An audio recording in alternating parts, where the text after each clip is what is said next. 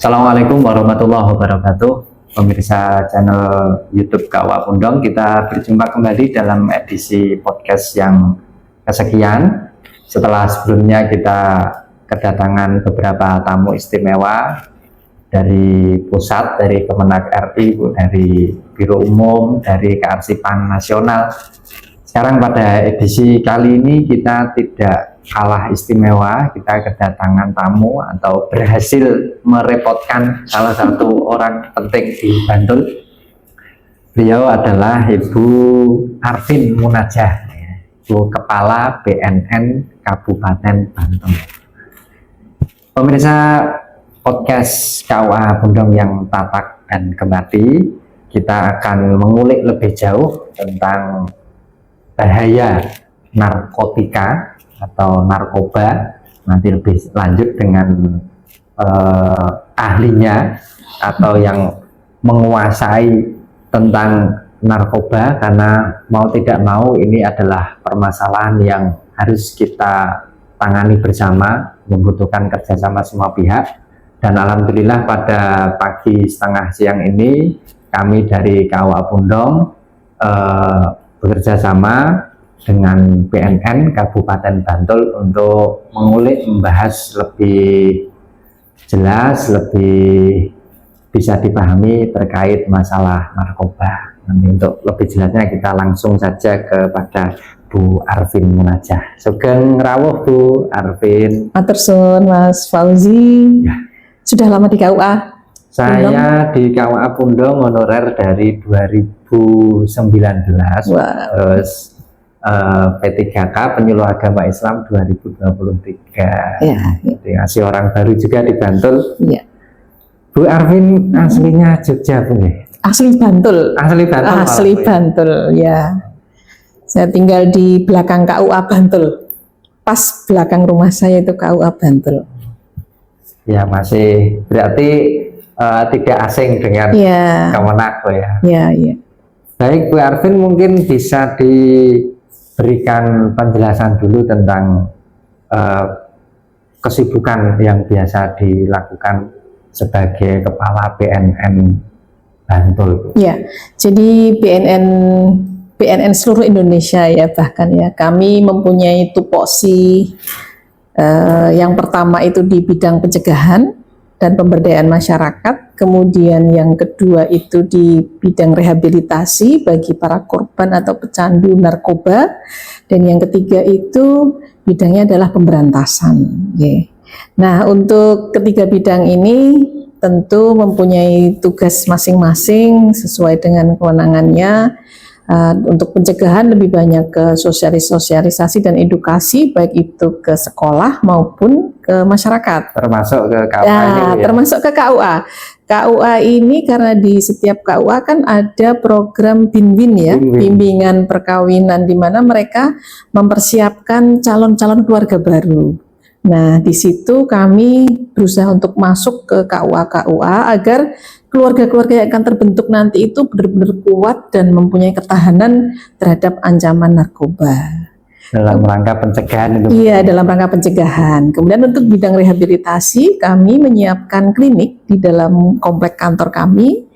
Ada klinik Abipraya yang melayani rehabilitasi bagi korban atau pecandu atau penyalahguna narkoba. Tapi kami masih bersifat rawat jalan, karena memang klinik kami baru bisa melayani rawat jalan. Kalau untuk rawat inap, kalau ada klien yang memang sudah agak parah ya, itu ya sudah istilahnya kalau kanker ya mungkin stadium 3, stadium 4 begitu ya. Terpaksa kita rujuk untuk mengikuti program merawat inap nanti di beberapa lembaga yang sudah bekerja sama dengan kami. Kemudian untuk pemberantasan yang terakhir, kami juga menerima aduan masyarakat terkait adanya penyalahgunaan narkoba, bahkan peredaran narkoba di wilayahnya, di lingkungannya. Monggo untuk bisa disampaikan kepada kami, insya Allah akan kita tindak lanjuti. Baik Bu, nanti akan kita bahas lagi lebih jauh, tetapi sebagai gambaran karena kita masyarakat umum juga pikirannya banyak, kadang mikir utang juga. Jadi mungkin bisa dijelaskan kondisi narkoba di Bantul itu sejauh mana itu? Kalau di Bantul ini sebenarnya cukup rawan karena narkoba ini kan justru masuk di tempat-tempat yang tersembunyi ya. Jadi mereka kadang tidak hanya di wilayah yang di pinggiran kota, tapi juga termasuk di wilayah-wilayah yang tersembunyi. Bahkan sebenarnya di Pundong ini ada 2 titik yang lumayan rawan karena itu hasil hasil screening kami. Pernah kita kunjungi 75 desa. Di daerah Delingo itu ada 1, di Terong, kemudian di Pundong ini ada 2, di Panjangrejo sama di Sri Hardono kalau nggak salah. Sri Hardono. Sini cuma ada 3. Siloharjo kayaknya. Siloharjo ya. Kemudian di Kretek itu ada 1, Donotirto, kemudian di Serandaan ada 1, Woncosari, kemudian itu yang ada 6 titik rawan di Bantul, sehingga Pundong ini harus hati-hati karena ada 2 tadi. Ada 2 wilayah yang cukup rawan. Jadi intinya ini harus bekerja sama dengan semua, harus kolaborasi, nggak bisa jalan sendiri-sendiri. Karena kami juga hanya terbatas personelnya. Dengan adanya kerjasama dengan semua pihak, saya kira semua ini bisa kita tangani bersama. Ya, nanti insya Allah juga bisa kami bantu untuk mensondingkan ke masyarakat juga. Karena kebetulan penyuluh agama Islam itu sebenarnya ujung tombaknya KUA. Betul. Jadi yang isi majelis taklim, majelis taklim di masjid, bertemu ibu-ibu. Nah, harus disampaikan tentang bahaya narkoba biar mereka juga paham, ya, Bu, nanti akan paham dan waspada di lingkungannya. Dan kebetulan saya juga Panjangrejo, Bu. Oh, iya termasuk rentan. Baik, Bu. Jadi kalau kita lihat itu persebarannya, sebenarnya kan kita punya kekhawatiran itu lebih kepada generasi muda, ya. Betul. Mungkin bisa dijelaskan itu kemudahan akses untuk mendapatkan. Jadi sebenarnya kalau kita sadari bersama, kita ini sebenarnya dijajah oleh masyarakat, baik itu dari pengedar maupun yang dari luar negeri. Ya, kita ini dijajah, tapi tidak nampak penjajahnya itu. Karena apa? Mereka masuk secara perlahan, merusak generasi muda kita. Kalau generasi muda kita hancur, tentu negara kita juga akan hancur. Ya. Jadi dengan merusak generasi muda kita, itu mereka akan menang, akan bisa memanfaatkan kita apapun begitu, ya. Padahal kita mempunyai target Indonesia Emas tahun 2050 ya? 2050 atau 2035 ya? 2050. Indonesia Emas. Ya, jadi kalau itu tidak tercapai, kalau generasi muda kita dirusak, itu nggak mungkin tercapai. Ya, makanya dan anak-anak muda ini kan lebih labil ya, posisi psikisnya itu labil. Jadi belum untuk berpikir dewasa, menimbang segala permasalahan itu dengan jernih itu belum maksimal mereka. Masih mudah dipengaruhi, mudah diiming-imingi, apalagi situasi psikisnya pas tidak dalam kondisi yang kondusif begitu, sangat mudah dipengaruhi. Jadi dan kita punya pertahanan keluarga punya. Iya, harus itu, setiap keluarga itu harus mempunyai ketahanan masing-masing. Mungkin lebih dikuatkan lagi, Bu. Kira-kira apa yang harus dilakukan keluarga untuk memproteksi atau paling tidak men-screening anggota keluarganya supaya tidak masuk terjerumus ke dalam lingkaran kecanduan narkoba. Itu harus memahami dulu orang tuanya harus paham, karena banyak yang kecolongan, anak-anaknya itu menjadi pecandu, bahkan sudah menjadi produsen membuat narkoba, tapi orang tuanya tidak tahu, sama sekali nggak tahu, ya. Taunya kok di rumah ada alat-alat laboratorium bagus. Wah, anak saya ini dikira anak cerdas. Dikira anak cerdas ya. ini kira, wah anakku kok mempelajari kimia atau apa ya yang itu, ternyata apa itu sekarang ini banyak anak-anak juga yang sudah terlibat dalam produksi narkoba, ya. Karena sekarang ini ya edukasi itu tidak harus lewat sekolah, tapi bisa lewat apa saja kan untuk edukasi mereka itu, sehingga mereka tidak bisa menyaring yang baik mana, yang tidak benar yang mana itu, karena anak-anak muda ini kadang belum mampu untuk menyaring itu. Kalau bahasa Bang Haji Rhoma Irama kan berpikirnya cuma sekali, Bu. Nah, gitu. Jadi keluarga-keluarga ini harus paham, ibu yang lebih banyak dekat dengan anak, bapak pun harus dekat dengan anak. Kemudian situasi di dalam keluarga itu juga harus dijaga agar tetap kondusif. Bayangkan, betul, bayangkan saja kalau setiap hari dengar orang tuanya cekcok, dengar orang tuanya marah-marah terus, dia pasti dia akan keluar, nggak nyaman di rumah. Tapi ketika anak ada masalah, orang tua mau mendengar, ada masalah, orang tua selalu membantu, mengarahkan, memberikan kasih sayang, tentu apapun masalahnya, meskipun dia sudah terlanjur kena narkoba, dia akan bisa dibimbing dan dikuatkan untuk kembali pulih. Istilahnya mampu menyentuh hati anaknya. Iya, betul. Dikasih saran juga mau mendengarkan, diarahkan mau mengikuti. Mungkin lebih lanjut untuk pengenalan, karena tadi saya baca-baca ini, Bu, saya dikasih buku buku Sinar Menawan. Itu memang inovasi kami, Mas. Jadi BNN ini mempunyai inovasi Sinar Menawan, edukasi narkoba melalui nasihat perkawinan. Begitu. Ini sejak kapan, Bu, ini, Bu? Sejak 2023. Dan progresnya gimana, Bu? Ya, alhamdulillah.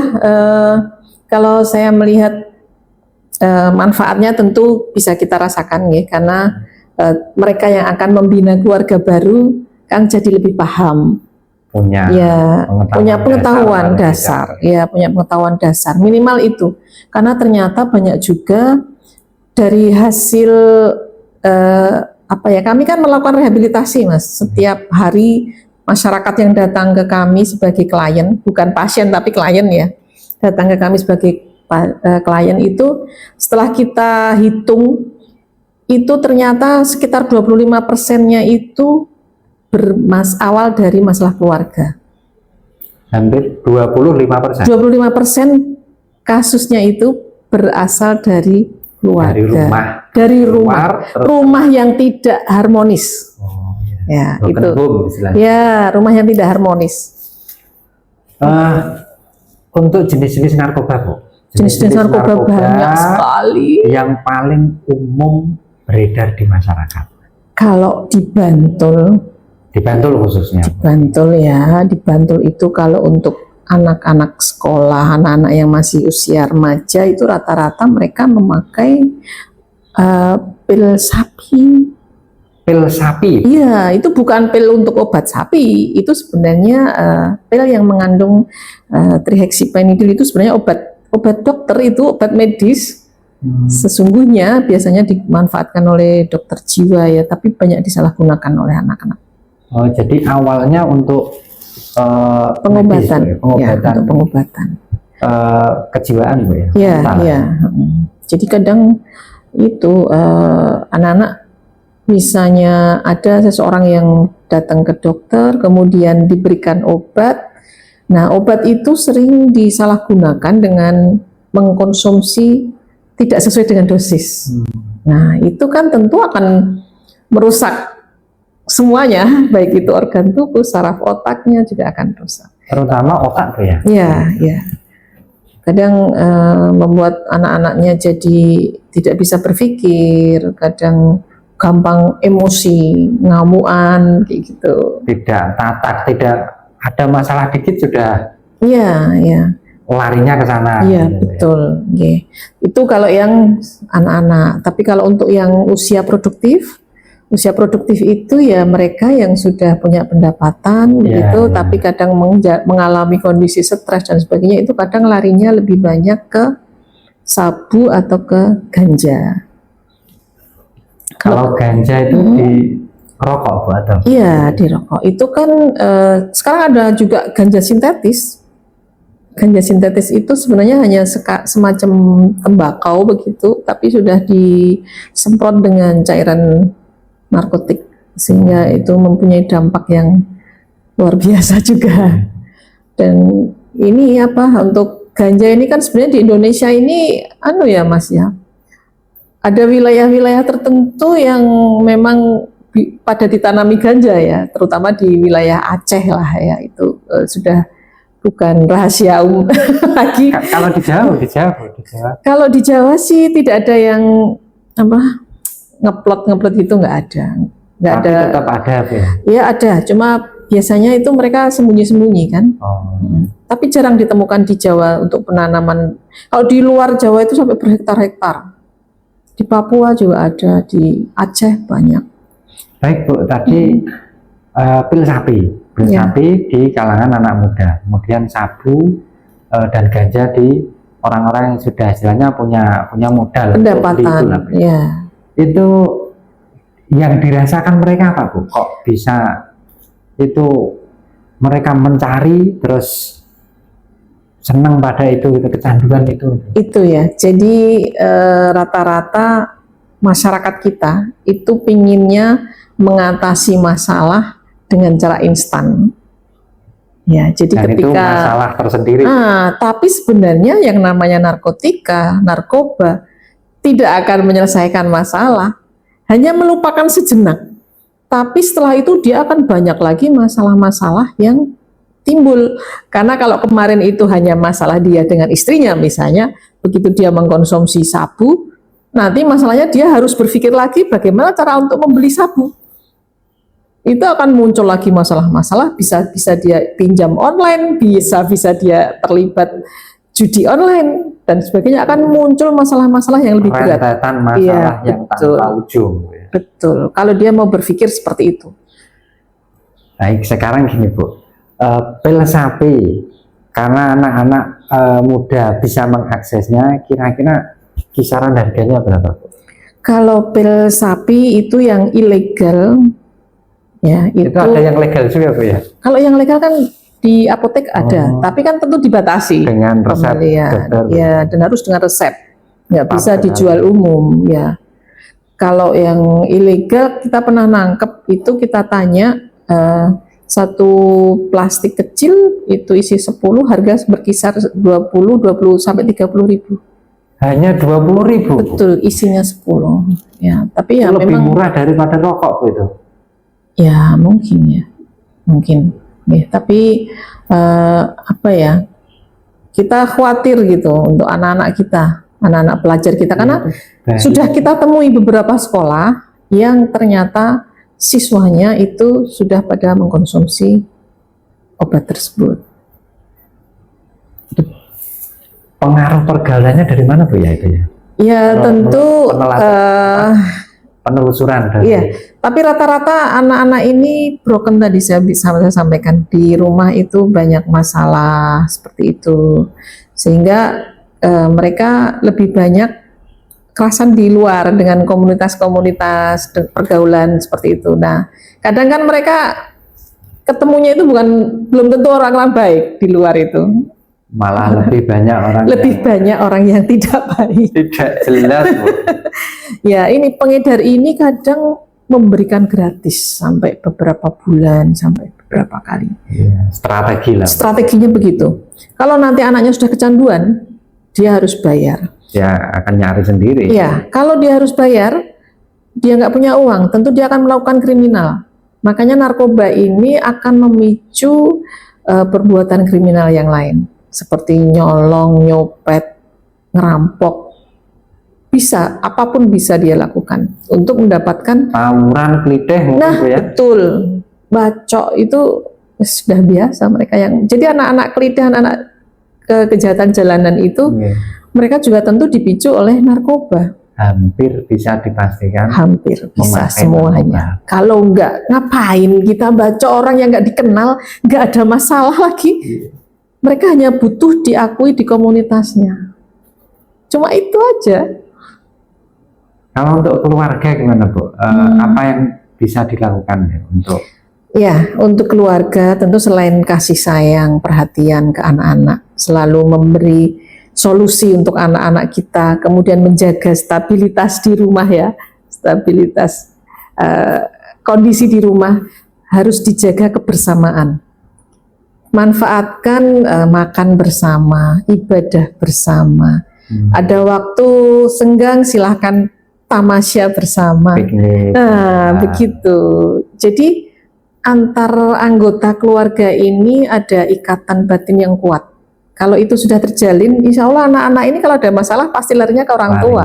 Mereka nggak takut lagi sama orang tua, nggak takut dimarahi. Iya, atau ke saudaranya, kakaknya, adiknya, atau sahabat-sahabat yang sudah jelas baik.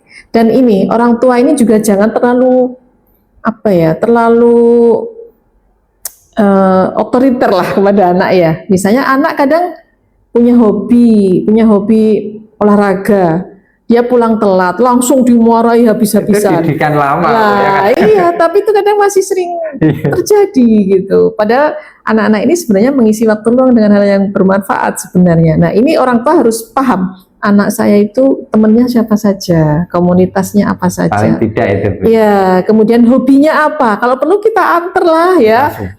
Kita support dia senang olahraga, kita kasih waktu untuk mereka bisa olahraga. Yang suka seni juga bisa didukung. Asal ada motivasi yang kuat dari keluarga tentu akan baik. Jadi keluarga nyaman, nanti keluar dapat komunitas-komunitas yang aman, dan mendukung tumbuh kembang anak, insya Allah aman. Iya, iya. Baik Bu, ini tadi saya baca ini, kaget sedikit Bu. Kan di narkoba itu kan narkotika, psikotropika, dan zat adiktif lainnya. Bahan adiktif lainnya. Ketika saya baca di psikotropika, itu ada beberapa jenis yang itu sebenarnya lazim kita temui, misalnya ada nikotin pada rokok, kafein pada kopi. Itu bahan adiktif itu Mas. Kemudian ada lagi yang muncul pertanyaan itu Bu, thinner dan cat. Nah, mungkin bisa dijelaskan. Iya. Jadi yang namanya bahan adiktif atau zat adiktif, kan narkoba itu narkotika, psikotropika, dan bahan adiktif. Atau nafsa, sekarang sering dengar nafsa ya. Nafsa itu juga sama, narkotika, psikotropika, dan zat adiktif. Lah yang masuk dalam zat adiktif ini memang barang-barang yang ada di sekitar kita. Adiktif itu kan membuat kita ketergantungan. Ya, ketoknya sepele tapi membuat kita ketergantungan. Nah, termasuk tadi jenengan ngendika rokok katakanlah. Negara kan nggak melarang orang merokok ya, nggak dilarang. Orang minum kopi nggak dilarang juga. Malah jenisnya macam-macam. Iya, betul. Tapi apa-apa itu kalau kebanyakan tetap nggak baik. Karena apa? Ternyata zat-zat tersebut bisa membuat ketagihan atau ketergantungan. Orang yang sudah merokok suruh berhenti saat itu pasti sulit. Iya. Iya kan? Kemarin saya dapat pengalaman dari teman saya, Bu. Saya pulang, kan reunian, itu cerita dia itu sakit, terus disarankan untuk berhenti merokok. Terus dia punya gejala baru, Bu. Dia nggak bisa fokus, lihat apa-apa. Itu sekitar 2 minggu. Kemudian dia mulai rokok lagi, itu gejala itu hilang, Bu. Ya, sebenarnya munculnya gejala-gejala itu karena kita belum terbiasa dengan tidak merokok. Ya. Jadi memang itu tahapan normal. Iya, tahapan normal. Kadang orang pakai narkoba pun akan mengalami sakau ketika dia harus berhenti. Semua jenis narkoba itu biasanya akan mengalami sakau, tapi sakaunya berbeda-beda rasanya. Ya, mohon maaf, sakau itu apa? Sakau itu sakit karena dikau. Oh. Sakit karena zat yang harusnya dia itu mengkonsumsi tapi dia tidak mengkonsumsi. Lebih tidak bisa dibahasakan, Bu, yang jelas dia tersiksa, pasti akan mengalami hal itu. Hanya memang setiap zat itu berbeda-beda. Ya. Jadi ketika orang akan sembuh sudah mengikuti program rehabilitasi, kenapa banyak yang pakai lagi setelah keluar rehab? Karena tidak kuat menjalani masa sakau itu. Ya. Itu biasanya sampai tergantung obatnya, tergantung obatnya, tergantung dia sudah mengkonsumsinya berapa lama, ya beda-beda. Dan itu akan dirasakan semua. Tapi kalau tidak ada kemauan yang kuat, itu akan gagal. Nah, pasti dia akan relapse. Nanti peran keluarga, Bu ya. Nah, peran keluarga di situ sangat penting. Diajak piknik, dilalek-lalek lah istilahnya, atau disuguhi apa aja lah makanan yang dia suka misalnya. Suami saya juga berhenti merokok. Sudah berapa tahun, Bu? Dulu dia mengkonsumsinya hampir 3 bungkus sehari. Sehari hampir 3 bungkus? Hampir 3 bungkus, sekitar 2,5 lah. Sekitar tingkat dewa itu. Ya, tapi sekarang dia berhenti total sejak 2019. 2009. Tapi rahasianya satu yang mungkin orang pada tidak mau. Apa itu, Bu? Masuk ke ICU. Ya Allah. Karena serangan jantung. Memang seperti itu, Bu ya? Ya, serangan jantung pada tengah malam jam 1:30 dan begitu keluar dari ICU itu, dari rumah sakit ya sudah sama sekali nggak ingin karena merasakan sakitnya yang luar biasa. Nyeri pada saat serangan jantung itu sangat luar biasa sakit. Dan jantungnya itu dipicu dari kebiasaannya merokok. Merokok dan ngopi. Iya, itu 3 bungkus, Bu. Iya, hampir 3 bungkus setiap hari. Ya sekitar 2,5 lah. Pokoknya belinya tuh 3, nanti mesti sisa besok untuk besok gitu. Ya karena kalau orang rokok kadang itu sudah mau habis itu pikirannya wah nanti kalau habis bagaimana, jadi dia nyetop. Ya betul. Dan sekarang pun banyak rokok elektrik yang kadang anak-anak muda ini kurang paham isinya apa kan. Padahal yang namanya rokok elektrik itu kan cairan ya yang diisikan itu. Cairan itu bisa diramu. Nah ini bahayanya. Bukankah malah lebih berbahaya, Bu? Iya, justru lebih berbahaya. Karena bisa diramu, diracik, isinya apapun itu sesuai kehendaknya yang ngeramu. Dan belum ada standar itu. Bahkan gitu. Saat ini banyak di beberapa wilayah itu sudah dicampur narkotik cair. Itu sebenarnya yang kita sangat khawatir. Oh ya, Bu, dulu itu saya pernah baca berita tapi sudah lupa, Bu. Ada modus narkoba baru dengan memasukkannya ke jajanan anak. Ya, bisa kalau jadi. Untuk di Bantul gimana, Bu? Kalau selama saya di 2018 ya. Di 2018 saya di BNNK Bantul, kami sih belum menemukan. Tapi berita-berita di media itu sering ada bahwa narkoba itu memang bisa dimasukkan dalam bentuk lollipop, permen yang dimut itu, kemudian coklat, brownies, atau permen-permen yang dibungkus kecil-kecil. Itu sudah pernah ada. Tapi untuk di Bantul saya belum pernah ada yang mengadu ke kami dengan ada kasus. Iya, belum ada kasus yang kami temui. Dan semoga nggak ada. Semoga nggak ada.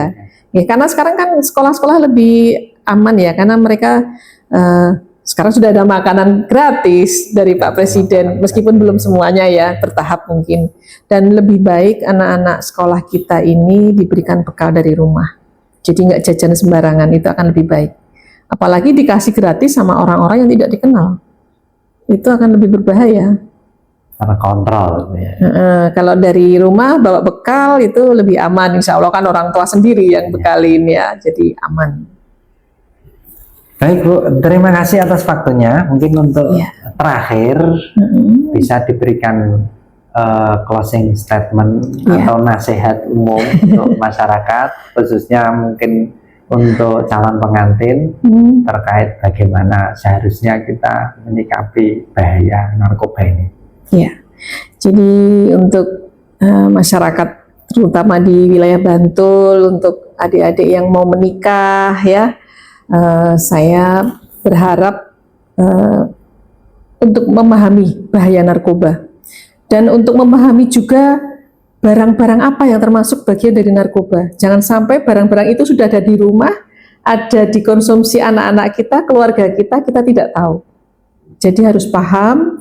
Monggo sekarang kan bisa cari edukasi di mana saja, bisa belajar dari mana saja bisa, tapi bahayanya itu yang harus kita pegang. Karena tentu ketika anak atau keluarga kita sudah memakai narkoba, itu akan berdampak pada semua, tidak hanya pada satu orang saja. Tapi semua keluarga akan terlibat.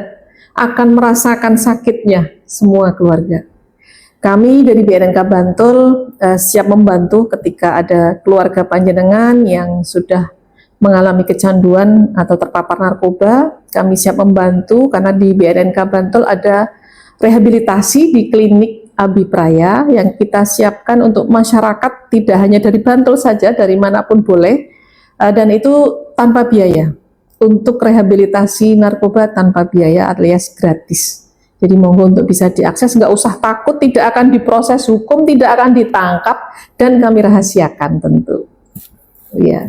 Dan buat masyarakat dan semua remaja kita harus berani tolak, berani rehab, dan berani lapor. Jadi kalau ada peredaran narkoba, segera lapor pada kami. Insya Allah kita akan membantu. Demikian, Baik, Mas terima Fauzi. kasih Bu Arvin Munajah telah meluangkan waktunya hadir di podcast kami. Sebenarnya semacam podcast, Bu, podcast. Ya. Dan kepada pemirsa Kawah Pundong yang tatak dan gemati, kita akan berjumpa lagi di edisi podcast berikutnya. Dan sebagai terakhir, kita ulangi lagi, dalam narkoba kita harus berani tolak, berani rehab, dan berani lapor. Semoga masyarakat kita, khususnya keluarga kita, aman dari segala bentuk bahaya narkoba. Amin. Kita berjumpa lagi di lain kesempatan. Tetap sehat, tetap bahagia, dan semoga selamat dunia dan akhirat. Assalamualaikum warahmatullahi wabarakatuh. Waalaikumsalam warahmatullahi wabarakatuh. Matur nuwun. Sama.